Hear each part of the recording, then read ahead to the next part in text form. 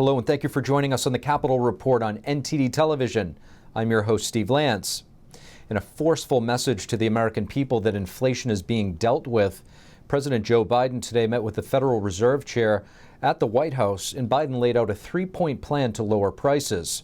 What are economists saying about this plan and our overall economic outlook?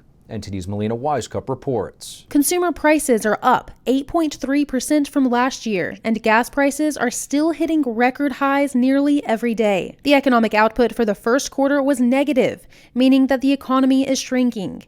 And inflation is outpacing income growth. All of these numbers are moving in the wrong direction. It's not just that we're seeing slower growth. We actually right now are seeing negative growth. So this is going to be a wealth erosion and a quality of life erosion likely for years to come now. The numbers are grim, but Biden says it won't last forever, calling this a transition phase. In order to transition from a historic recovery to a steady growth that works for American families.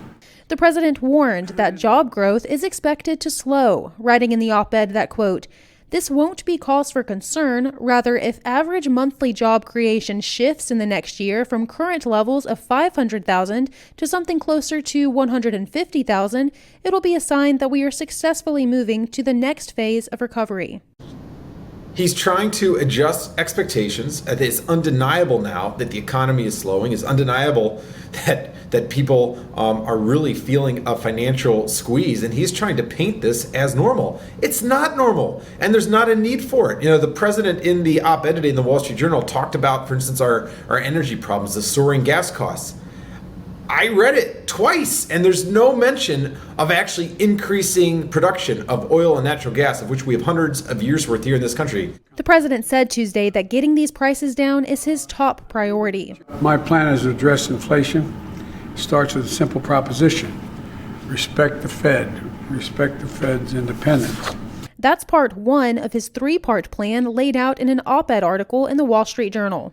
Parts 2 and 3 of his plan are to push Congress to pass pieces of his Build Back Better bill, like clean energy tax credits and raising taxes on the wealthy in an attempt to lower the federal deficit. Well, he almost had his finger on something accurate here, and that is that all the deficit spending that we've seen over the past years has been a contributing factor, if not the leading factor behind the inflation. So yes, all of that stimulus, that made it artificially feel as if things weren't as bad as they were. I mean, think about it as if you were to break a leg and the doctor were to give you morphine. Well, you might feel pretty good. You may not even realize that your leg has been detached. But the reality is, it is detached. And sadly, sometimes that medication can actually make the situation worse because you'll actually fail to receive treatment in time. The Federal Reserve is expected to hike interest rates again this summer as a way to dampen the effects of inflation, but they must be careful not to tip the economy into a recession. Reporting in Washington, D.C., Melina Wisecup, NTD News. The trucking industry is one of which has been most impacted by the record rise in gas prices. Yet much of those costs get passed on to you, the consumer, in the end. Our next guest is Vice President of JKC Trucking in Illinois, and we're happy to have him on to discuss.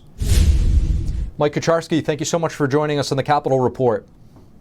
Thank you for having me on again.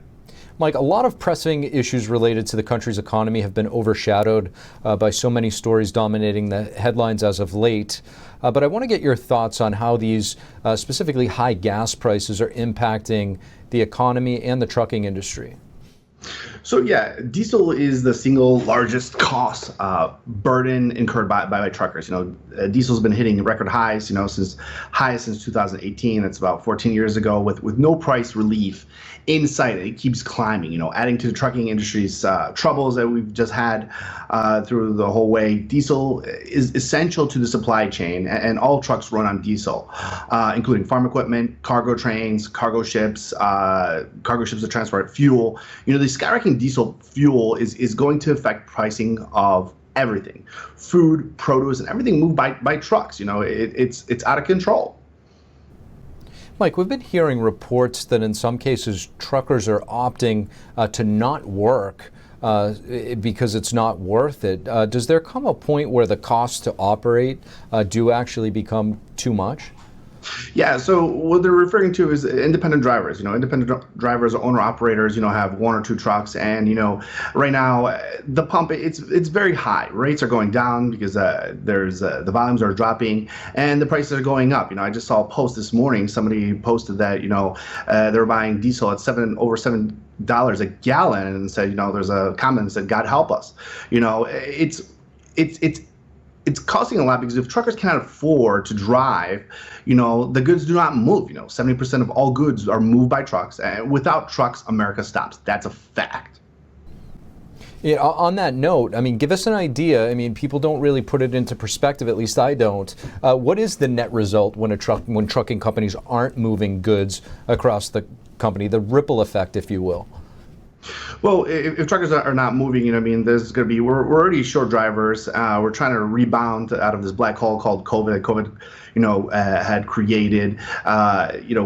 We are doing our best I can as truckers right now, but now we're hitting different things. The costs are skyrocketing, labor costs are skyrocketing, fuel costs are skyrocketing, and when this happens, we have to, truckers, have to pass these costs along to the end user, the American people, because we, at the end of the day, we have to make a little bit of profit, and we have to help cover these costs so we can continue going. And it's just beating up the end user, the American people at the pump, and getting hammered from all sides. You just mentioned getting hammered from all sides. Obviously, I think the direct result of high gas prices, we can see how that would affect the trucking, industry. But when it comes to inflation, are you guys also feeling the effects of overall inflation on goods, and if so, how? I think we're all feeling the goods of the cost of inflation. Going to the grocery store or buying anything, any parts. Parts have skyrocketed. They're hard to get. We're feeling it from all sides. What we used to spend on maintenance, what we're spending on fuel, we're spending on labor, and all these things are just a domino effect. That just increasing that we have to increase the prices to cover our costs. And there's the sad part is, where's the end? We don't see the light at the end of the tunnel when this is going to end anytime soon. Mike Kucharski, thank you so much for joining us. Thank you.